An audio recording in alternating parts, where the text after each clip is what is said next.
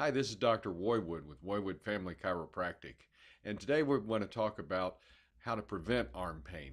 Sorry I didn't get back to you last week like I normally would. I was busy doing volunteer work all week last week, and that kept me away. So to prevent arm pain, first of all, if it's coming from the neck, of course, you want to do things that will protect your neck. And those things would be like making sure that you don't sleep on your stomach. Now, when you sleep on your stomach, your posture is like this all night long. That's going to cause problems in the neck, and those nerves come down into the arm, and that can cause arm pain. To protect the shoulder, you want to make sure that when you're pushing things or doing bench presses or shoulder presses, that your shoulders aren't back like this behind you. You don't want your elbows behind you. Your shoulders are still here, of course, but you don't want your elbows behind you when you're trying to put a lot of force out there, because that can tear some of the ligaments and inside the shoulder that hold the joint into place. Similarly, with the elbow, you want to make sure that you don't let it lock all the way out like that when it's under pressure, okay?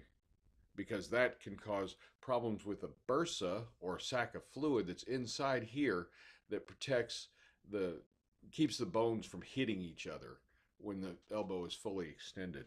Another thing, and probably the most important thing in preventing arm pain, is how you use your wrists and hands. So we all know about pitcher's elbow and tennis elbows, or most of us do. And that is a repetitive use of the elbow via the wrist, with a twisting motion one way or the other. Okay. Now that will cause pain in the elbow and wrist and forearm that can radiate up into the shoulder. And so what you want to do is avoid any motion that takes your wrist, particularly, well, how can I show you? Out to the side like that and back like that at the same time. Okay? So that type of motion there, which is going to be common in both tennis and pitching.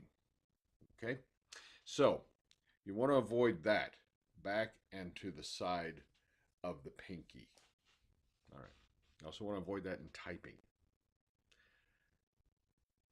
and other use of the hands, such as hammering. This motion can actually lead to carpal tunnel syndrome. Now, interestingly, there's also a problem up here in the elbow that mimics carpal tunnel syndrome, which is called cubital tunnel syndrome, just so you know. So to avoid that, you want to avoid this motion here. All right? When you're working a lot, and guitar players get this too, particularly in the left hand from fingering the guitar. So you want to make sure that after you've done activities like we're talking about, typing, hammering, using a screwdriver, tennis, golf, pitching a baseball or softball, playing the guitar, that you want to stretch. Okay, and so you want to stretch your arm. But now we're going to get into more of that next week when we talk about how to treat it yourself.